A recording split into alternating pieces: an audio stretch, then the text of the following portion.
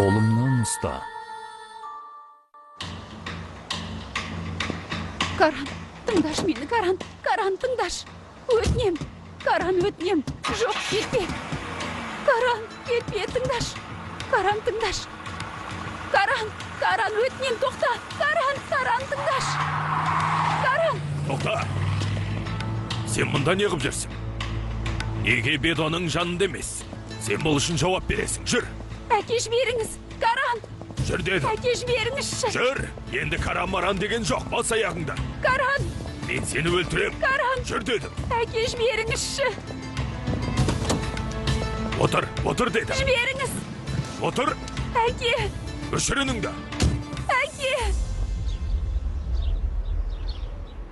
Жейтін түк те жоқ. Қайырлы таң. Қайырлы таң. Жұмыртқа қуырып берейін бе? Қайырлы таң. Қайырлы таң. Қайырлы таң. Қазір оянуым керек.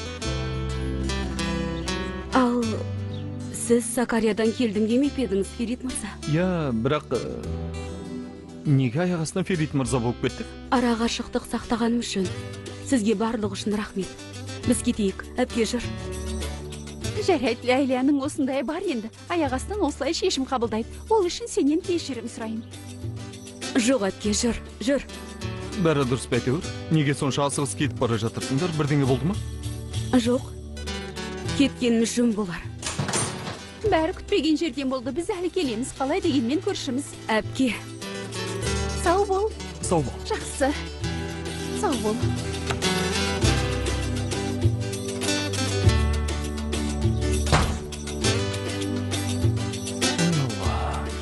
Аяқ астынан бұл қызға не болды? Не түлен түртті екен? Нені дұрыс істемеді? Ойланып көр. Ләйла оянды. Бөлмесінен шықты. Келді. Сосын мен ояндым. Келдім. Осында дәлізде қылмыс орнында кездестік. Сакариядан келгенді нақтылады. Сөйтті де арамызға қабырға салып шығып кетті. Сакария. Әлде жоқ.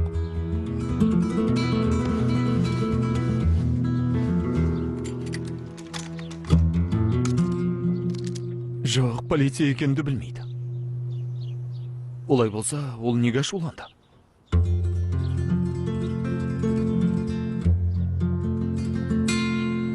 Ай, Ферит, қап. Өтірігімді әшкерелепті. Енді оның сенімін қайта жаулауым керек. Неге сонша асығыс кеттік, Ләйля? Айтсаңшы, не болып жатыр? Әпке, тыңда. Оның кім екені белгісіз. Бұл жерге неге келгені? Бізге не үшін көмектесіп жатқанын мүлде білмейміз. Сондықтан онда қалғанымыз дұрыс болмас. Жарай ма? Байғұс балаға обал болды.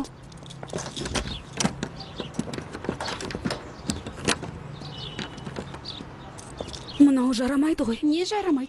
Кілтті айтам. Ферит, есігімізді ашып бересіз бе? Әпке, керек емес. Несі бар? Керек емес, өзім ашалам. Не болып жатыр? Әкел, мен ашып көрейін. Керек емес, өзім ашалам. Мен көрейін. Жақсы, мен ашып көрейін. Маған бер.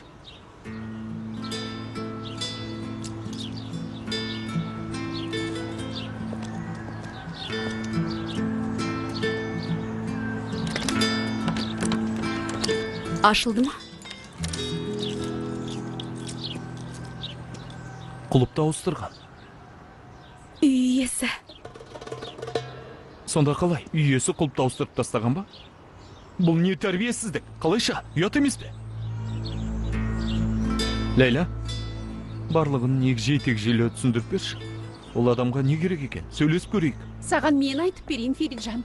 Үй иесі сөз түсінбейтін адам болғандықтан, біз 3 айлық жалдау ақысын төлемегендіктен, ол... Әпке, тай, болды. Бізге ешкімнің де көмегі керек емес. Сен өз өміріңді ойла. Жарай ма?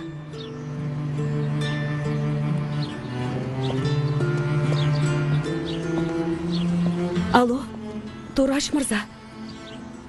Біздің пәтердің құлпын ауыстырыпсыз. егер бізге біраз уақыт берсеңіз, Үйімді босатыңдар қарағым. Бүкіл жұрт сендерді айтып жүр. Әкең зергерді тонатты. Ал менің үйімнің ақысын 3 айдан бері төлемедіңдер. Болды, кетіңдер, дереу. не болды? Әпке, бір амалын табамыз, жарай ма? Қазір кетейік. Ләйла, тыңдашы мені. Бұл сен ойлағандай оңай емес. Тоқтай тұр. Алло, Гүлшен? Міне қара. Қарам келді.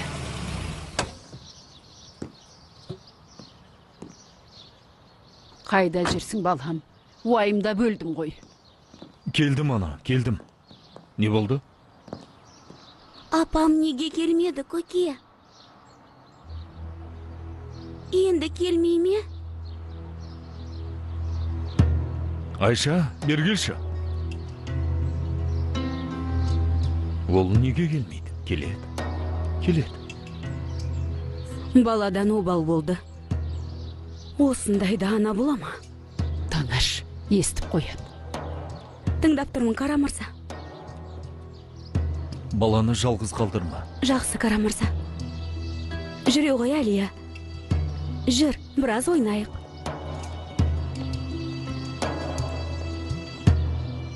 Рас. Ол кешеден бері көрінбейді.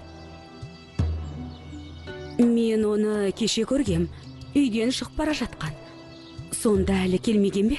Жоқ, мен көрмедім. Өкінішті.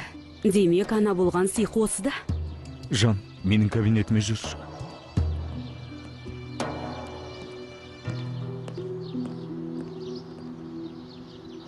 Жоқ, Симай, ештеңе етпейді. Бәрі артта қалсын. Жақсы жаным, кейін жолығамыз. Бетіңнен сүйдім. Әпке, олар қыстаққа кетіп барады екен, бір жақындары қайтыс болыпты. Олай болса қонақ үй табайық. Жүр кеттік. Әпке, күлкімді келтірмеш. Біздің не, ақшамыз бар ма еді? Жоқ, енді қайтеміз. Карталарымыз да бұғатталған. Енді не істейміз? Көшеде жатамыз ба? Ана адам бізге есігін ашты, бірақ сен не істедің? Бас тарттың. Әпке, мен саған не айттым? Сен неге түсінбейсің? Ол бізге өтірік айтты. Сакариядан келдім деді, бірақ Карстан келіпті.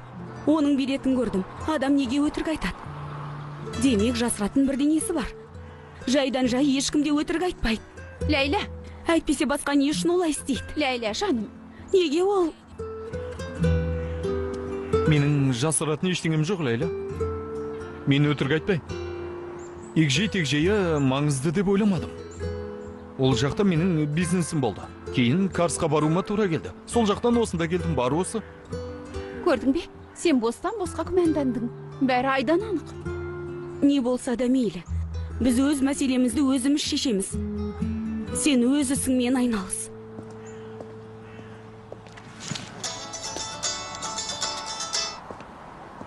Алло? Жақсы, қазір барамыз. Сау болыңыз. Не болды? Әпке, үй иесі жаңа кілттерді беретін болды. Не дейсің? Қане, тез барайық. Сау бол. Жақсы. Түсіндім. Іздеуді жалғастырыңдар. Мелтем ханымнан хабар жоқ. Бұл жақсы емес. Егер ол бірдеңе білсе, онда оны табуымыз керек. Сен қалай ойлайсың? Ештеңе. Ойланатын ештеңе қалмады. Ағамның жоқтығы. Енді бұл азапқа мойынсынуым керек. Басқа түссе баспақшыл деген. Білесің, мен саған қашанда адал болдым. Меніңше сенікі дұрыс емес. Ол қыздың басында 1000 түрлі бәле бар. Бір жағында әкесі, одан қалды ағасы, екінші жағында Бедо деген оңбаған. Олай емес. Бұның бәрі ойын. Ол мені өзінің кінәсіздігіне сендірмек болды. Сол үшін Мелтемді де қолданбақ болды. Сен оны танымайсың. Ол періштедей көрінеді. Бірақ бір күні бетпердесін шешеді. Сол кезде оның мүлдем басқа адам екенін түсінесің. Меніңше бұның бәрін ашумен айтып отырсың. Мен басқаша айтқанда жоқпын ғой. Я сенімен келсем, мен не айтсам да ашумен айтам. Бұл ешқашан өзгермейді де, жан. Бірақ ашуым ақылымды тұмшаламады.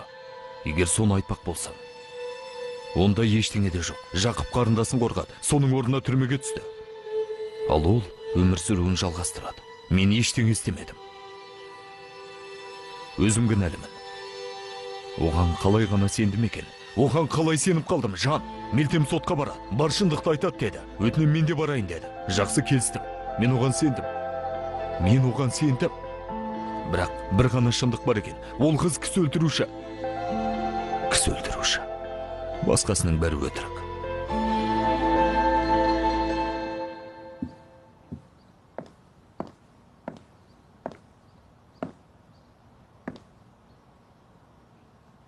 Бітті. Ақыры бітті. Салих өлді, ол қыз кетті. Бітті. Қанша уақыттан бері осы сәтті армандап ем. Каран мен қауышатын сәтті жатсам да, тұрсам да армандап едім. Жеттім ау. Осымен бәрі бітті. Сынағым бітті. Бітті.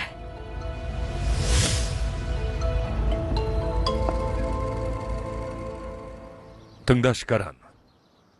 Ол сені сүйеді. Бұл жай ойын емес. Қазір қандай күйде жүргенін кім білсін? Ол сені алдауы мүмкін. Бірақ мені енді өтірігіне сендіре алмайды. Мен дұрыс істедім. Апа, Салих өлді. Бәрі бітті.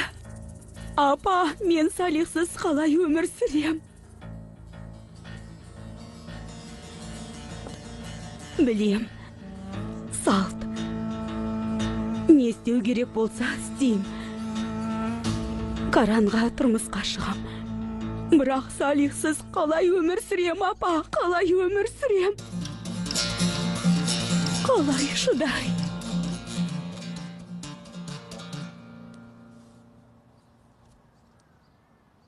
Мен бұны Каранның әйеліне тағым деп отырды.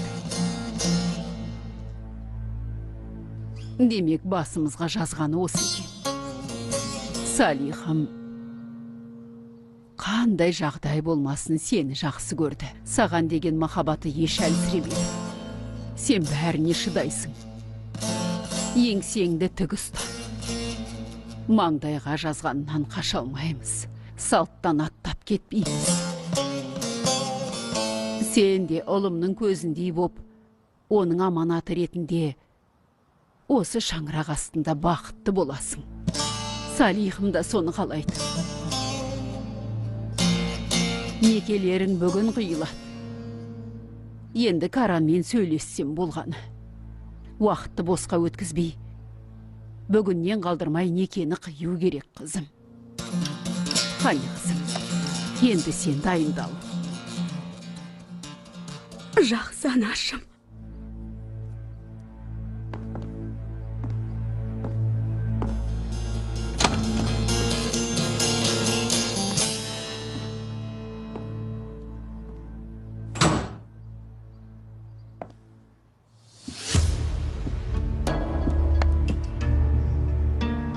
Ай, мынау не? Жұп-жұқа ма? Маған осыны лайық көрген бе? Мейлі. Ферит мырзаға рахмет айтыңдар. Ол алдын ала 6 айлық жалдау ақысымен қарыздарыңды төлеп берді. Әйтпесе көз жастарыңа қарамас едім. Ферит, көп-көп рахмет. Бізді ыңғайсыздандырып қойдың ғой. Не істедің? А? Сен не істедің? Сенен біреу көмек сұрады ма? Сенің басқа жұмысың жоқ па? Сонша не істеппін? Айтшы, не істеппін? Осында сөз болып па? Сендер осындай дәрменсіз күйге түскенде қалай бейжай отыратын едім? Не себепті? Бізге не үшін көмектесіп жатырсың, а? мен саған не деп едім? Біз өзіміз ақ бәрін реттей аламыз. Сенің көмегіңде басқаң да керек емес. Қарзымызды қайтарам. Бұдан кейін ісімізге араласушы болма. Түсіндің бе? Оған мән бермей-ақ қой. Саған көп рахмет. Кейде ол сондай дөрекі болып кетеді. Саған алғысымды білдірсем деп ем. Бірге отырып кофе ішейік, қане жүр. Не ғой, жоқ, рахмет. Басқа бір күн.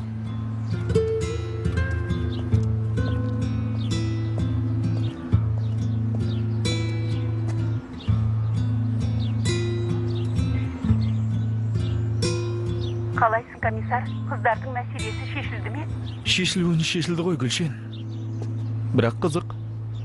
Ләйла маған рахмет айтама десем, керісінше ашуланып кетті. Неге? Менің көмектескенімді қаламайды. Жарайды, Гүлшен, кейін сөйлесеміз. Бұл қандай ұры?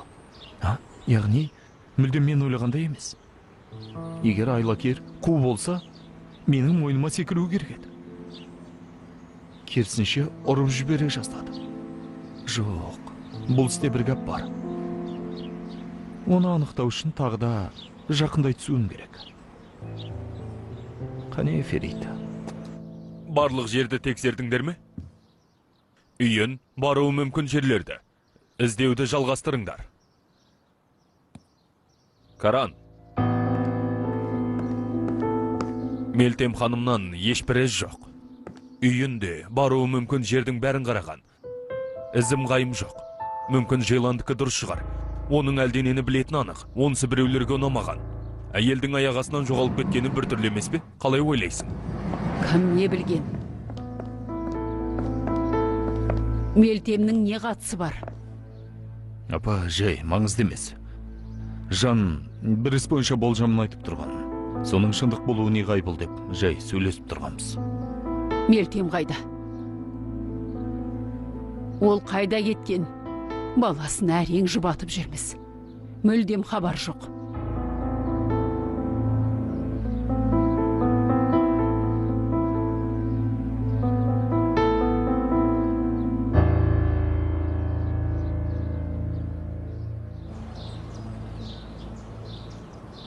Жақсы. Ол жансақтау бөлімінде екен, әке, бірақ өміріне қауіп төніп тұрған жоқ дейді. Ол шынын айтыпты.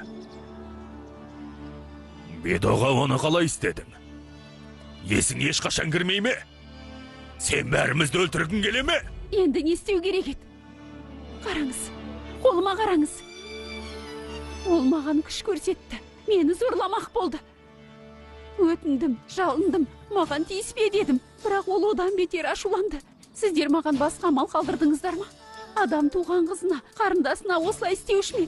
Бәрін біле тұра өлімге қияма. Сен бұны менен сұрап тұрсың ба? А? Мені тергеп тұрсың ба?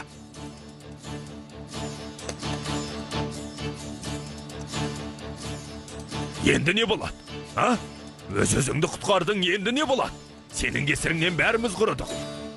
Тағы да жаңсақ бассан, тағы да сөзімді аяқ асты етсең, сол кезде не істейтінімді көрерсің. Сол кезде өлімнің, жауыздықтың не екенін түсінерсің.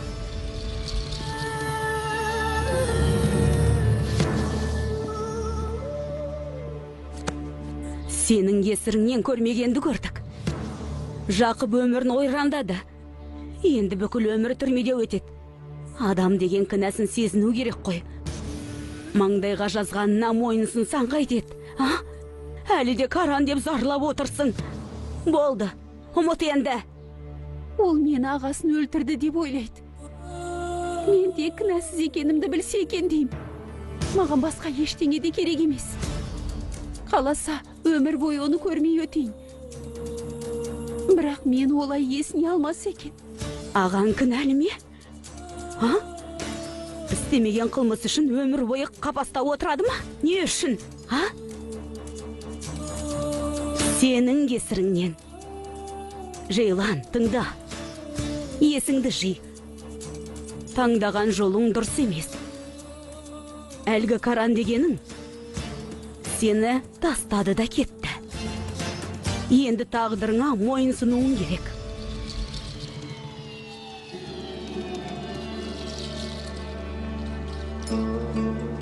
Менің кінәсіз екеніме сенсе болған.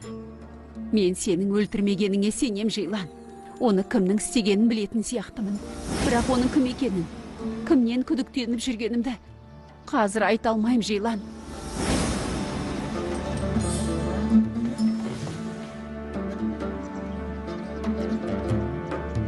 Мелтем ханым шындықты білетін еді.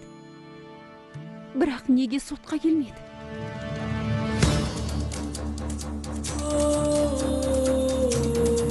Әлде біреу кедергі болды ма екен? Оны табуым керек. Бірақ қалай?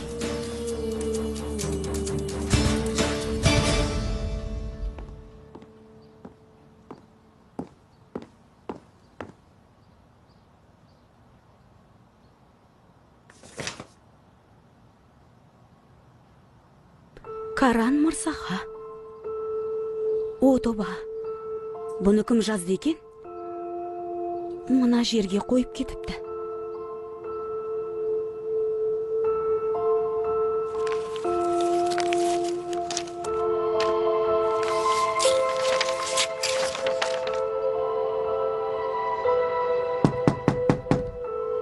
Кір. Айша, кел.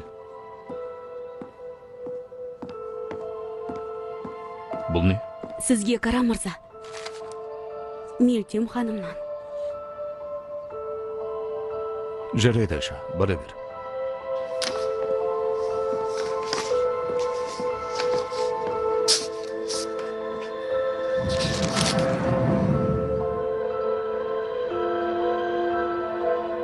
Карам мырза, мен кетем. Сіздердің де, қызымның да өмірінен бір жола кетем. Өз еркіммен кетіп барам. Өтінем. Маған ашуланбаңыздар. Мені түсінуге тырысыңыздар. Салих қайтыс болды. Ал мен әлі де жаспын. Өз қалауыммен өмір сүруге хақым бар. Оның үстіне көптен бері жасырынып өмір сүруден әбден мез болдым. Жалықтым. Шаршадым. Менің де талай арманым болған. Саяхаттау, ел аралау, еркін болу, ешкімге жауап бермеу, ешкімнің жауапкершілігін көтермеу. Енді қызымды бағуға күшімде, шыдамымда жетпейді. Сізге тапсырудан басқа малым жоқ. Оның орны менің жанымда емес, сіздің жаныңызда. Яғни, қызы оған ауыртпалық болған екен. Бұл жерде жағдай жақсы болады депті. Салих берген уәдесінің ешбірін орындамай кетті. Мен Әлияға дәл бұл зәулім үйдей баспана бере алмаймын. Сіздің жаныңызда қауіпсіз болатынын білем. Мені іздеуге тырыспаңыз. Өтінем, осы күнге дейін көрмеген қызығымды көруге мұрсат беріңіздер, деп жазыпты. Ұятай. Бұл қандай ана болды? Мына хатты қалай жазды екен?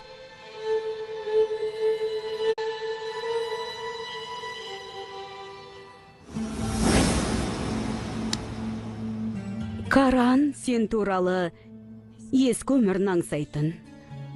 Бұл үйде қалғысы келмейтін, қызынан құтылуды армандайтын әйел деп ойлауы керек. Сенің де, қызыңның да өмірі өзіңе байланысты. Мына хатты біз айтқандай жазып бересің. Түсіндің бе? Егер жазбасаң, анау сүйікті қызың бар ғой. Өлуі мүмкін. Жақсы ма? Қане көрейік. Жаза ғой. Каранға. Қазір менің айтқанымды егжей-тегжейлі жазасың. Кара мырза, мен кетем.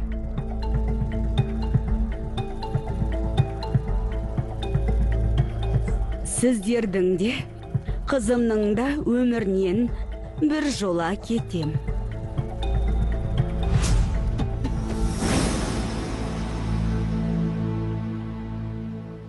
Бұл өмір не болып кетті? Біз оны үйге кіргіздік. Ол тек сізге баспана бердік, жай бердік. Байқұс баламай. Салихым-ау. Кімнің тұзағына түскенсің, жарығым? Осынша жылдық тәжірибемде қаншама адаммен кездестім. Ешқашан жаңылмап едім. Бұл бірінші рет. Мен оны жақсы адам деп ойладым. Олай болса бұл соңғысы болсын. Олым, саған айтып түсіндіргім келгені осы еді. Кісі аласы ішінде деген түсінесің бе? Дұрыс айтасыз, анашым.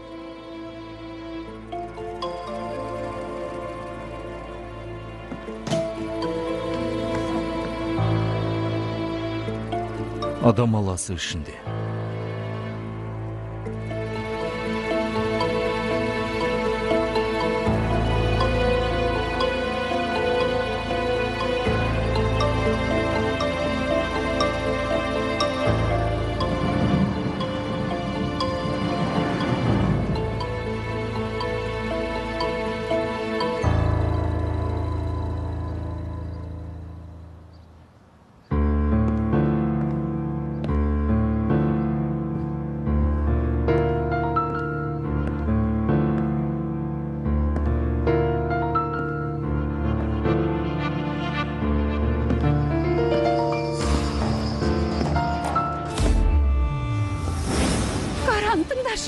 Каран, тыңдаш.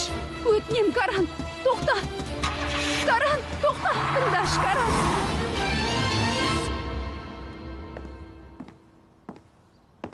Анашым? Олым, сот шешім шығарды.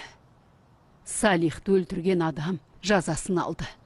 Ол қыз да жазасын алады әрине. Мен де тек өзің қалдың. Мен үшін кеудемдегі жанымнан артықсың. Сен үшін өмірдің бар қиындығына төтеп берем.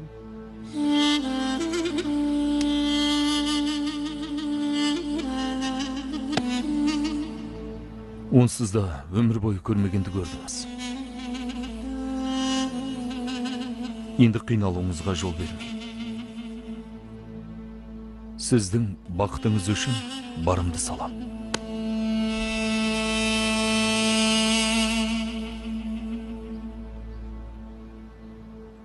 Сема. Ағаңның өлімі оны күйретіп кетті. Ол аздай баласын жетектеп әлгі Мелтем деген келді. Жығылған үстіне жұдырық болды. Ол қыздың бетіне қараған сайын қандай күйде жүргенін кім білсін. Бірақ оған рахмет, артық бір сөз айтпады. Балаға жаман көзбен қарамады. Туған анасынан да жақсы болды. Баланың еш кінәсі жоқ. Салихтың бір бөлшегі деді. Семаның жүрегі сондай кең екен. Олым, біз дұрыс істеп жатырмыз. Салттан аттамаймыз. Оның үстіне Сема осы үйдің қызы. Қызы болып қала бермек. Салтымыздан басқа біз Семаның алдында қарыздармыз. Бірақ сенің ішінде ешбір күмән болмауы тиіс. Жейлан Керванжоғлы, қолынан ұстайсың ба? Өз ертегіңді бақыт етіп аяқтайсың ба? Кім істеді? Аға, бұны кім істеді?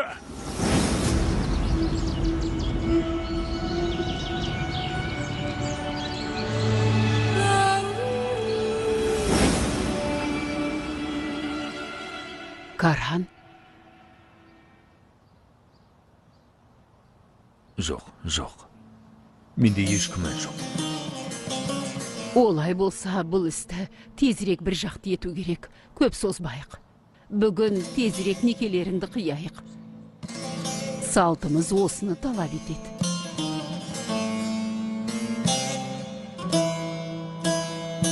Жақсы.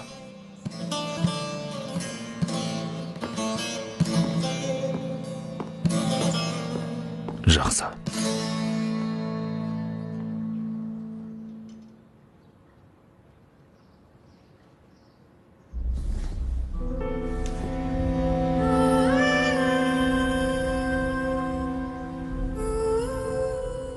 Жұмысым аздай, енді кір жуғыш машинада бұзылды. Жақып әпенді жаңасын әперем деп еді. Енді не болды? Жейлан ханымды құтқарамын деп түрмеге түсті. Үйде әкем мен ағам жоқ екен. Сорың бес ел екен, Сонгүл, бес елі. Жеңге, Жеңге, Не керек? не ғой жеңге? Мұнда бос отырғанша саған көмектесейін де. Сен шаршадың, әрі қайғың да жетеді. Керек емес. Сен кеткенше тыныш отыр. Сол да жетер. Жеңге, мен саған үнемі көмектесуші едім ғой. Енді қайда қашат дейсің? Шарасыз қалғанымды түсінем. Бедоға тұрмысқа шығам. Қарсыласатын күшімде қалмады. Не деп тұрсың, қызау? Бұны естіп қуанып қалдым. Мен өзіме шай құйып алайын.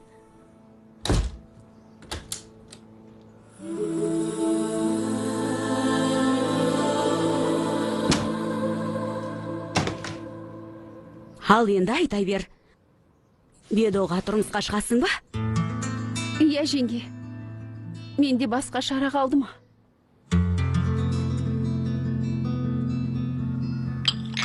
Жақсы. Мынаны ана жерге қойш. Кел. Ананы ал. Мынаны алш. Ал. Менің аяғым ауырып жүр. Кел. Аяғымды уқалап бер. Әкең Бедоға кетті. Құдайға шүкір, есін жиыпты. Құдайдан тіле. Бұл неке бұзылмасын. Тыңда, Жейлан. Бетіне ешкім қарсы келе алмайтын адамның сен басын жарыпсың. Иә. Ол сені ұрыпты. Бірақ сен де сөз түсінбейсің ғой. Өзіңе де сол керек. Құдайым-ау, бұл іс тезірек бітсе екен. Ертерек құтылсақ екен. Уқала. Қаттырақ уқала. Иә, тағы біраз. Енді мына аяғымды. Жақсылап уқала. Қаттырақ. Төменде уқала. Иә, Жейланда қорыққаннан қатты қайғырып отыр. Төреме бұны қалай істедім дейді. Басқа ештеңе демейді. Бірақ мен жанын шығардым. Сазайын бердім. Енді үйде отыр. Сен көпті көрген адамсың. Саған кешіру жарасады. Бізді кешіре көр. Қолыңды қой.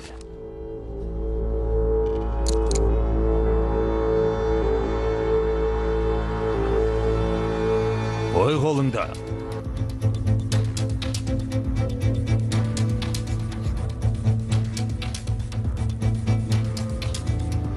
Сен біраз өзіңе кел. Жейлан келіп кешірім сұрайды. Алдыңа алып келем. Аузыңды жап. Жетер. Мен сенің шырық қызыңды қайтем. Ол Караммен бірге болдым деді. Не, қалай? Бұл қалай болғаны? Демек болыпты. Сен де өзіңді Еркекпін деп жүрсің бе? болды. Осымен бітті. Бүгін үйді босатып кетіңдер.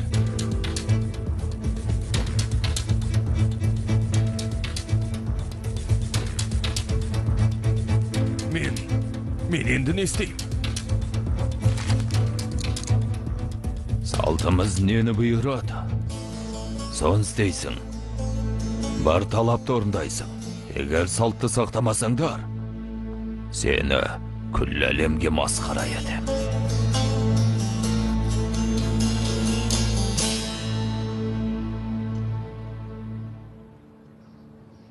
Ол жақта Жақып ағамның халі қалай екен? Бәрі үсті-үстіне болып кетті. Сен Бедоға күйеуге шықсаң, ол қазынасының аузын ашар. Сөйтіп, жақсы қорғаушы табасың. Бәлкім Жақыптың жазасын қысқартар. Ол арамның бір тиынды ақшасы керек емес. Мелтем ханым нағыз кісі өлтірушінің кім екенін біледі. Оны тапсам, ағамның да өмірін құтқарам. Каранда кінәсіз екеніме сенеді.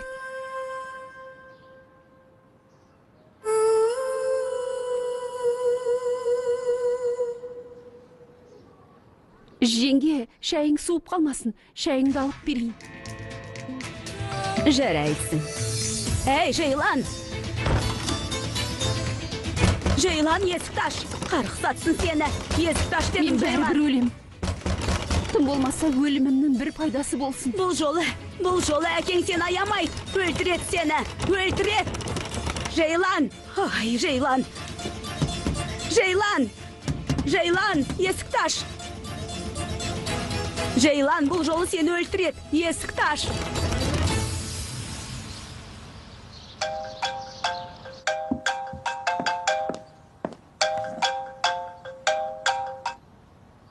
Тыңдап тұрмын.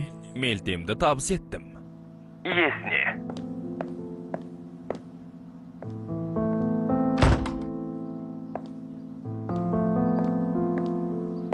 Бері қара. Бұл әйел кейін қиындық тудырып жүрмей ме? Бұл үйге хабарласып тұрмасын. Уайымдама, мен бәрін сұрастырып білдім. Салихпен танысқанға дейін бұл жігіт Мелтемді қамап қойған екен. Бірақ амалын тауып, оны пышақтап қашып кетіпті. Мелтемді қайтармақ болып, талай тырысқан екен, бірақ марқұм күйеуің бар ғой. Марқұм күйеуің әйелді қорғауын алыпты. Сөйтіп, ана үйге орналастырыпты. Әйел төрт қабырғаның ортасында өмір сүретінін білсе де, риза болып келіскен екен. Ал енді Салих өлген соң, ол Мелтемнің есігін қайта қаққан. Қызымен бірге ұстап ала жаздапты. Бірақ одан құтылып жеке жайға барыпты. Мен ол әйелге айттым. Егер қызың мына адамның қолына түссе, 3 тиынға сатып жібереді дедім. Ол бәрін жақсы түсінді. Тағдырына мойынсынып отыр Семажан. Жақсы. Ол шүкір етсін. Баласына жаным ашып, осында қалуына рұқсат еттім. Сема, сенің бар тілегің орындалып жатыр. Ал менікі қашан орындалады? Біраз сабыр сақта. Бүгін кешке некеміз қиылады. Содан кейін сенің тілектеріне кезек келеді.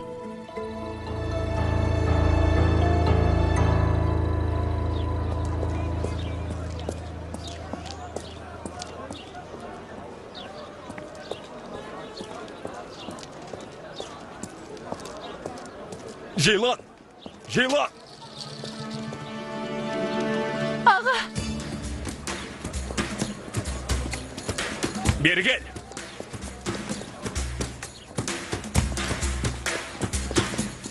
Тоқта! Тоқта дейм!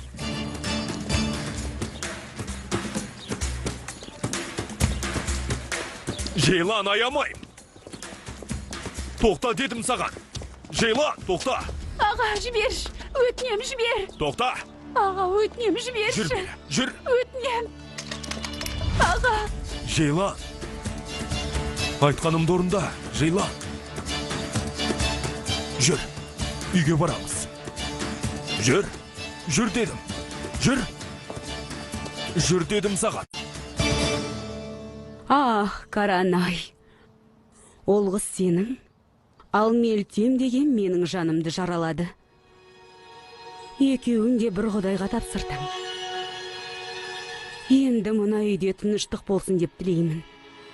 Салихтан айырылғалы бері Құдайдан тек осыны тілеймін. Тек тыныштық болғанын қалайым. Өткенде екеуіңнің сыбырласып тұрғанын көріп едім. Бірақ саған ештеңе айтпадым. Олардың сыртымыздан бірдеңе ойластырып жүргендерін қайдан білейін? Жейлан Мелтемнің үйден қашатынын білді. Оған айтқан анық.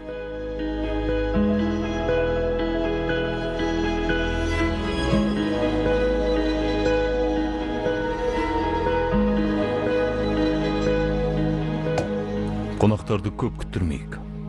Жақсы, мен жылдам дайындалып келем.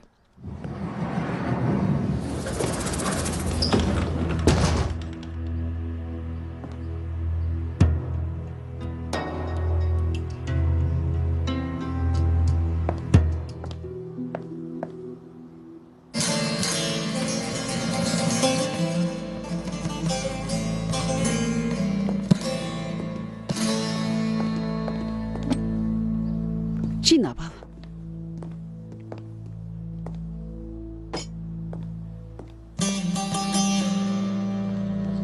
Ханымым, некелесуге дайындалмаймыз ба? Қандай дайындық, Надире? Салихымның топырағы әлі суымады. Тек салтты сақтасақ жетер.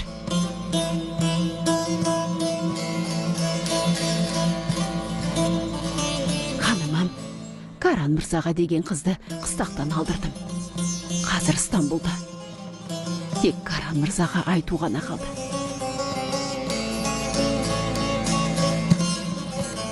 Ол қарсы болмайтын шығар. Құдай қаласа. Кел, ұлым, кел.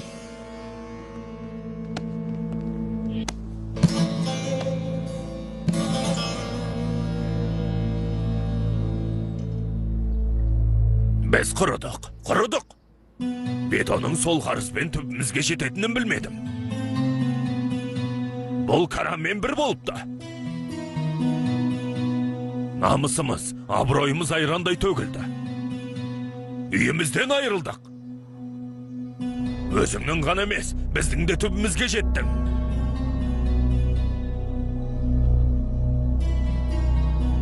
Салтымыздың талабын орындаймыз.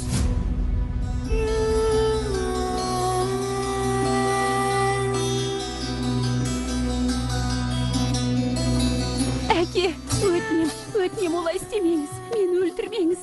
Әке, мені Шағал. өлтірмеңізші. Соңгүл, мынаны көз алдымнан алып кет. Білмесіне қамап қой. Әке, Құдай тас төбеңнен ұрсын.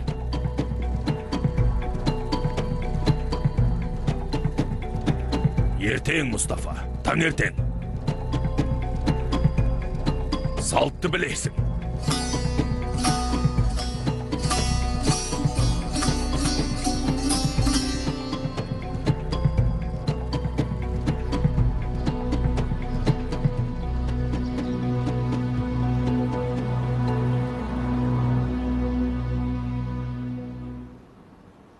Фериджан, келгеніңе өте қуаныштымын. Басымыздан біраз нәрсе өтті. Үнемі жанымыздан табылдың. Саған қалай рахмет айтсам да аз. Шын айтам.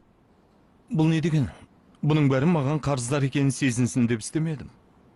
Мен саған тамақ салып берейін. Долма жейсің бе? Әрине. Кешір.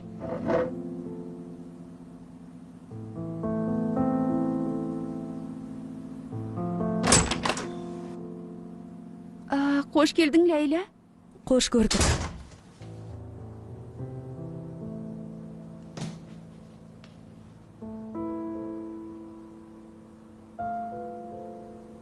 Ләйла? Сырған қайда? Не ғой? Саттым. Арзан кетті, сонда да саттым. Тағы да жұмыс іздедім. Жұмыс табылса аванс сұрайтын едім. Үстіне қосып, ана адамның қарзынан да құтылайын дегем. Бірақ жоқ, ешкім жұмыс бермейді. Біз туралы естімеген шығар деп келес ауданға да бардым. Бірақ онда да бәрі естіпті. Әрине, дүкеннің тоналғаны бүкіл әлеуметтік желіде айтылған. Естімеген адам кемде-кем. Ләйла, тоқташ, саған бір нәрсе айтам. Тек ашуланбайым деп сөз бер. Әпке, газды өшіруді ұмытып кетпедің бе? Жоқ, ондай ештеңе емес. Ләйла, мен рахмет айту үшін Феридті кешкі асқа шақырдым. Не істедім дейсің? Кешкі асқа шақырдым. Әпке, мен оған сенуге болмайды десем, сен оны қонаққа шақырып жүрсің бе? Сен еткен рахметі жоқ адам едің, Ол бізге қолдау көрсетті. Соның арқасында үйімізді қайтарып алдық. Әйтпесе көшеде тентіреп қалар едік. Жұрттың бәрі сенің оңбаған мекметің сияқты емес. Қараш, ол бізге барынша қамқор болып жүр. Оған осылай рахмет айтасың ба, Жоқ, бұлай болмайды. Оны мен қазір сөйлесем. Ләйла! Ләйла! Қош келдің, Ләйла. Бұл қарызымыздың жартысына да жетпейді, білейм. Бірақ қалғанын да қайтарам. Ал. Асығыс емес еді. Ал. Ләйла. Ал.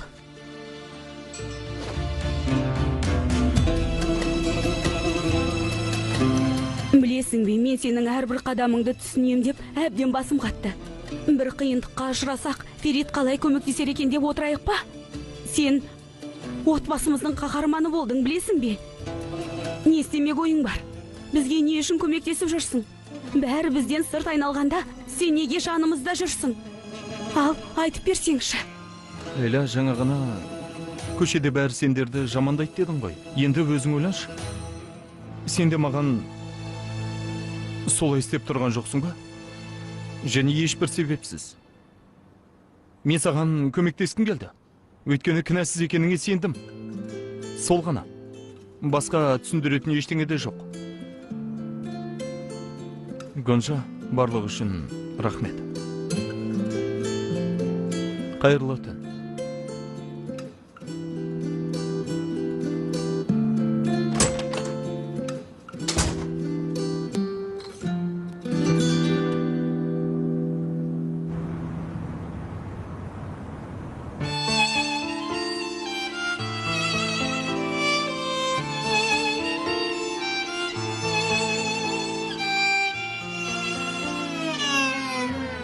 Әкімнің маған берген өкілеттілігіне сүйене отырып, сіздерді ерлі зайыпты деп жариялаймын. Қайырлы болсын, құттықтаймын.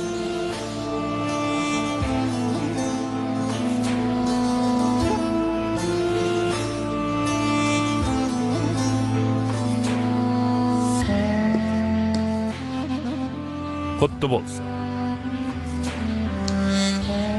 Құттықтаймын.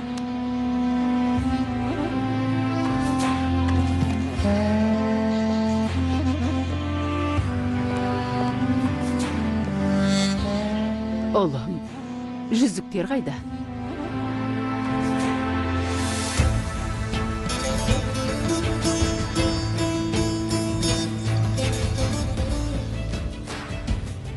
Орхан, көрдің бе? Каран ашуланғанда үндемей қалады. Неге жүзіктерін неге әкелмедіңдер? Кешіріңіз, Каран мырза. Құдірет ханым. Мейлі онда. Асығыс емес қой. Бұны кейінге қалдырамыз. Жүріңіздер, отырыңыздар. Құттықтайым. Құттықтайым. Құттықтаймын.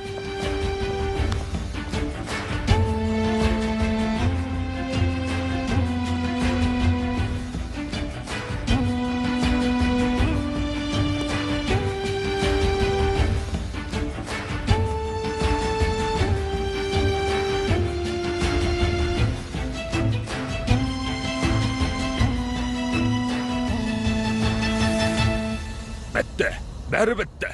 Енді үйімізде жоқ. Түксіз қалдық, түксіз.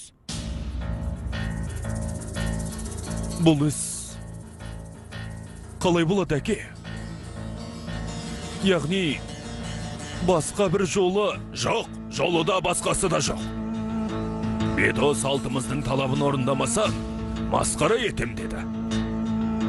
Бұл іс жария болса, жағдайымыз не болмақ? Онсыз да түксіз қалдық.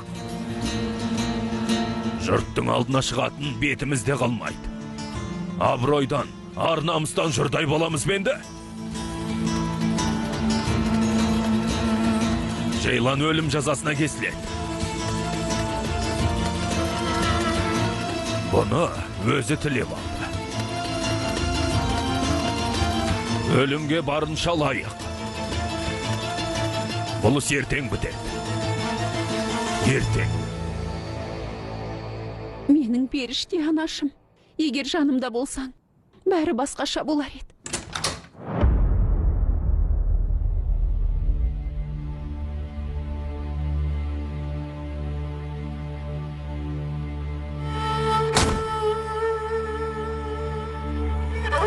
Өтірік айттым десем, олар мені Бедоға береді. Бұл өлімнен де жаман. Каран ешқашанда шындықты білмейді. Ағасын өлтірген адам ретінде, дұшпаны ретінде есіне алады. Мен осы күйімде өлем.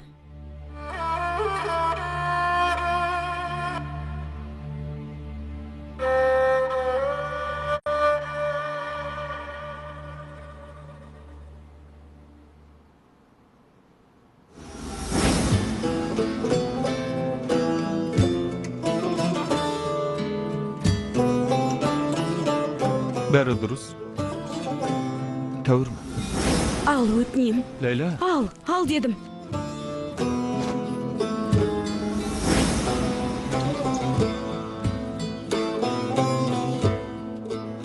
Ту, Ләйла. тым шектен шығып кеттің. Ол жай ғана көмектескісі келіпті. Жоқ, бұлай болмас. Бірдеңе істеуім керек. Одан кешірім сұрағаным дұрыс болар.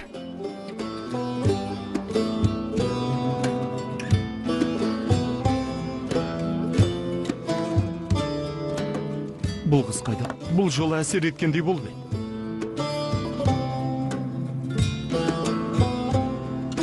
Сонда ол келмей ме екен?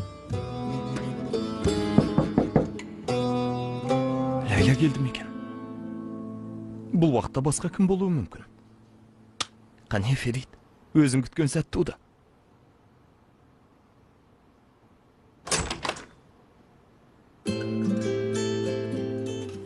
Не болды? Бір нәрсе айтуды ұмытып кеттің бе? Менің тағы бір кінәм есіңе түсіп кетті ме? Жоқ.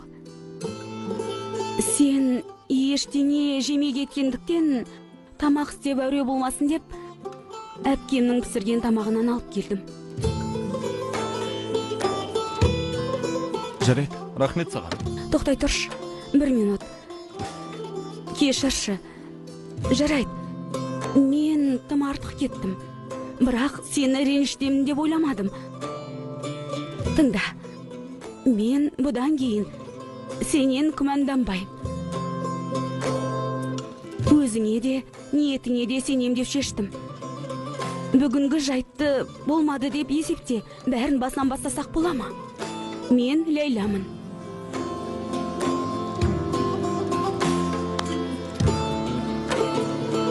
Мен Ферид.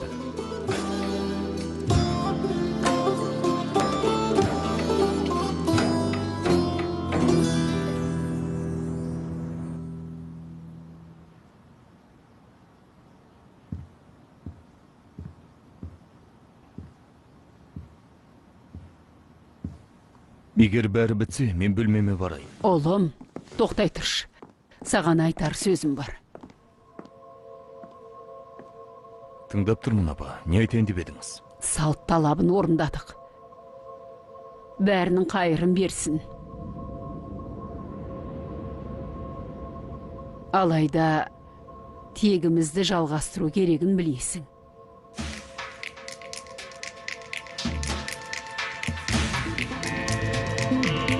Ол үшін саған бала сыйлай алатын бір әйел керек.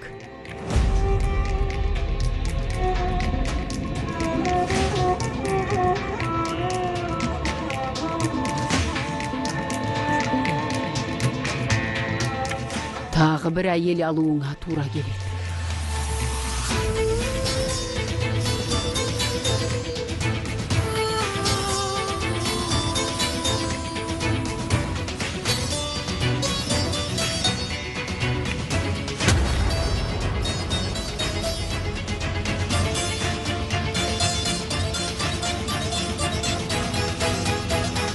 Фильмді қазақ тіліне аударып дыбыстаған Астана телеарнасы. 2025 жыл.